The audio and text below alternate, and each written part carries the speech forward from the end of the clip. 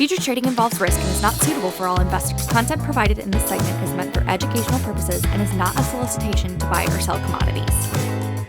Well, here we are. This is our weekly take on global markets. I'm joined this week by Vuko Karov from our team. Hi, Steve. Always a pleasure.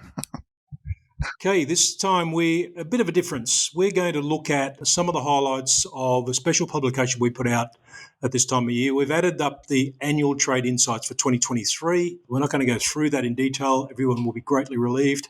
But we're just going to start with some headlines and then go through the 10 most interesting facts. So start with some headlines. Vuko, what did we see in the full year? What was the change in total trade?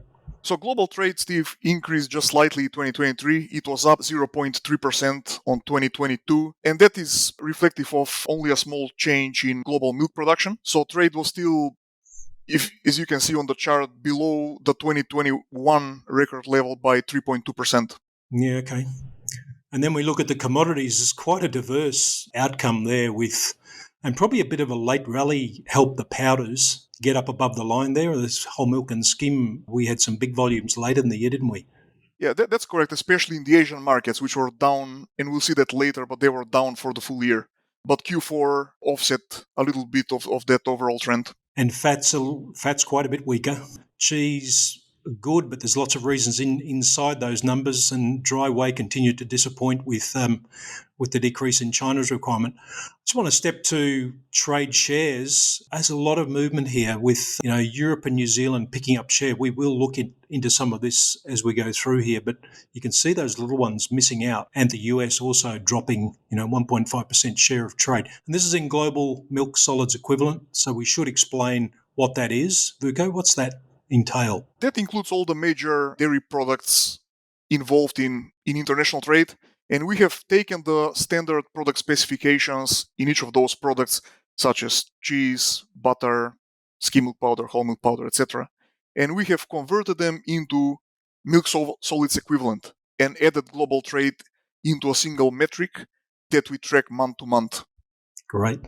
Okay, let's get into the facts. So the first one is the massive drop in China's trade, and this wasn't all about the year we've just seen. It had its massive fall the year before into 22, but it's kept going. I think we'd still call some of the changes significant when you look across the trade. We still see a big decline going on in whole milk powder.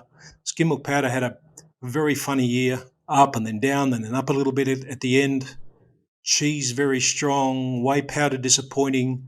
But the big thing, I think this massive drop we're talking about is just big slippery slide here in whole milk powder. We've dropped 54%. So we hit a peak in Q4, I think, in 21. That's correct.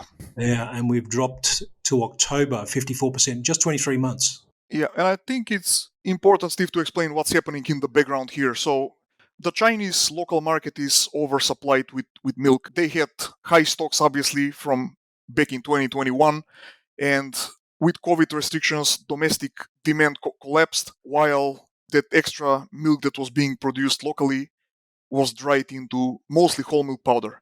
And that's why the import requirements of China as a key global market seriously declined over the past few years. That's good. The second fact, New Zealand's lower exposure to China, I think that's a consequence of what we've just seen, obviously, but New Zealand's had to shift its focus. This is something you've extracted across, again, this MSE metric, just how that's continued. I mean, in 23 is not a big shift away from China, but you can see down below how some of those other markets have they've had to step up in terms of their demand to help New Zealand balance this, but that's still quite a shakeout. Yeah, especially the MENA market where they gained some share, obviously replacing China. And over time, we're back to the lowest since 2017, yeah? Yep, 29%, which is a multi-year low. What are we seeing here? This is China's share of their total exports. That's correct. So basically, New Zealand is very dependent on that key Chinese market, but this year, that percent declined even further because China is simply not buying whole milk powder and New Zealand is the key supplier. And that's related to this one too. So this big shift in their product mix, while they de-emphasise a certain market, I mean, we've seen a mix shift away from whole milk powder, and this is all about what's occurred in China. the other markets improving in their demand for New Zealand whole milk, and that's certainly helped out. But in the 23 year, a relatively small fall in China and a couple of important increases in other regions. There's a bit of action in trade shares here. This is what we called out earlier. What we've extracted here is where we've seen the biggest changes in share by an exporter into a certain market region. So the dark blue bar is the change that occurred in the year. That's the tonnage change for that particular commodity. And the light blue is the percentage gain in share. So there's only one market where they increased share but lost tons because of China declining. But there's many markets where we've seen change, and New Zealand did dominate the tonnages in those changes. Yeah, especially into that Algerian market, which ranks there at the very top. I think it's important to explain what's happening in the background there. All these major South American suppliers, such as Argentina and Uruguay, they're focused for the moment on supplying the Brazilian market, which is in a deficit. And that kind of leaves some space for New Zealand to offset their decline in China. So that's why they've picked up share in the North African market. Moving on to number 4. And this is a really interesting one. I think we have a league table. We normally use a league table in our monthly reports, but this is a different one. This is the importing countries. Still, despite the carnage in China's trade, they're still number 1, but there's been plenty of movements down below, Vuko. Yeah, definitely. I immediately noticed big reshuffle in the Southeast Asian markets, which have been under significant pressure with high inflation in 2023. You'll notice countries like the Philippines and Indonesia, which have lost quite a bit. So the US moved up to number 4. It jumped a couple of positions. We've seen Saudi Arabia climb several posts, but Indonesia has dropped quite a bit. And Mexico just gaining in strength, and we'll come on to talk about that one in a little bit. Southeast Asia trade has been a real feature for all the wrong reasons. So this slump in Southeast Asia trade, we've used this chart a bit. I know you'd love this one, Vuko. It's a good chart. I do. It's the moving annual tonnage into that market of skim milk powder. Just started a little bit of a flicker in recent months. We're starting to see volumes come back a bit. But where are the big gains and losses? Well, the big losses, as I mentioned earlier, are into Indonesia and the Philippines. But at the same time, we've seen some gains in countries like Thailand and Vietnam. Especially later in the year, you'll notice that Q4 volume started going up on low comparables. Traditionally, this chart, you'll notice it was a very predictable growth until 2022, and then trade sharply started declining. I think there are two factors contributing to this, Steve, in the background. First of all, it's high costs and inflation. They're definitely pressuring consumers in those markets. At the same time, I think global supplying countries have destocked quite a bit, so export availability has also declined. And at the same time, that leaves less product available to reach these Asian markets. So trade has fallen quite a bit. But it's not all bad news. We've got some gains improving, because some markets improving there. But it's in 24, it's going to become critical what happens here. There's such a big market for powder. And here's another really important market which we've seen a huge increase in trade. So, somewhat offsetting what we've just seen in that last chart, the Middle East has lifted its imports in skim milk powder dramatically as well. But again, how far is this going to last? You could see where they've been before. There've been periods when prices are low, and that's the intervention clearance sale between late 2018 into 2020, which gave them cheaper product. And we're seeing this is an interesting turning point. I think will they stay in that market or start to decline their requirements? Have they stocked up sufficiently? Yeah, they probably have, and they'll likely face some headwinds, we think, because this market traditionally is very price sensitive, and trade is, as you see on the chart, it's very volatile. Number 7, the US lifted its dependence on Mexico. This is really stark. When you look at what's occurred in changing trade in the year, it's pretty clear Mexico's the market the US relied on very strongly. All other markets were weaker, bar one little bit of growth in Central America. That's both down to cheese. So we've had cheese trade moving for some time, Vuko. That's a good 2 years at least. Yeah, definitely in the Mexican market, the US saw a great opportunity for a number of reasons. In cheese, I think the volumes were positively affected by the fact that the Mexican peso was strong last year. And at the same time, I think there is local drought and market is simply in a deficit, so they have to source product from the US. Yeah, so we've seen the dependence in both cases, both non-fat dry milk or skim milk powder and cheese has lifted significantly in that year, moving Mexico well above. You see this dependence in percentage terms. You see the drops in a couple of other key markets, Southeast Asia, Korea, Japan would be sitting down in the other as well, with some markets where they've lost some presence. So how this plays out, where the US goes if Mexico, it's just say Mexico's starting to weaken, I think, in recent trade data.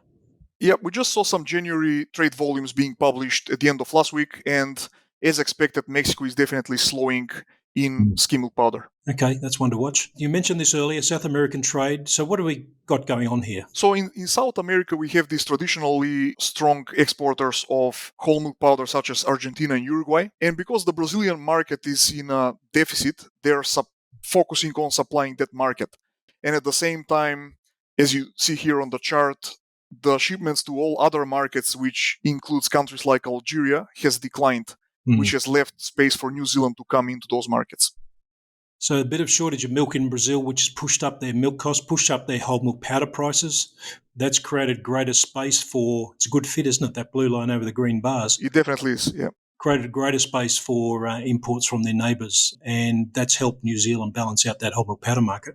Number 9, this is again one of our favourite topics, these contestable cheese markets. And what do we mean by those, Vuko, these contestable markets? Where are they? So, Steve, what we call contestable cheese markets is a group of regions and countries where the major global suppliers go head-to-head. Mm-hmm. So this group includes China, Southeast Asia, Japan, South Korea, MENA, and Australia. Okay, so that's been flat now for pretty much 4 years, 3 years at least, in trade.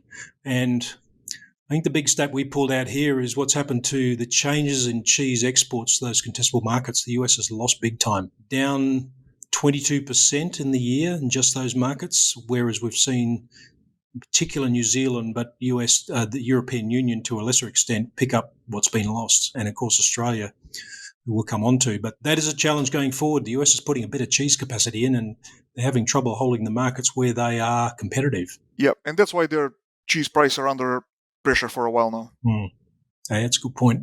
So last one, number 10, but not least, close to home, Australia is almost a net importer. So yeah, that's quite shocking, Steve. This is, it's what a lot of people don't want to believe. This is a great chart. This is the net trade balance, exports over imports. Again, in your milk solids equivalent metric, you point out some pretty interesting things. This is a change in both dimensions. That's correct. We saw changes in both exports and imports in 2023. Exports declined 16% in MSC equivalent. That reflects slower exports of both cheese and skim milk powder. Mm-hmm. At the same time, imports lifted 13% because we have deficit in the local market for products like butter. Yeah. Cheese as well is coming in. Mm-hmm. And you see the net change, we're very, very close to actually being a net importing country. So that difference is equivalent to about 300 million litres at the moment. Yeah, which is not much. That's far less than 5% of Australia's milk. And as we've seen, we see climate change threatened, but if we get into a tougher set of conditions for producers, and there'll certainly be lower milk prices in the coming season, that number's going to come under pressure again. Well, that's been a really good wrap, Vuko. Thank you very much for joining us on this. Thanks, Steve. We'll be mailing this to our Fresh Agenda subscribers, but otherwise follow the instructions that are on the screen to get a report of this annual wrap. That's all. Thank you.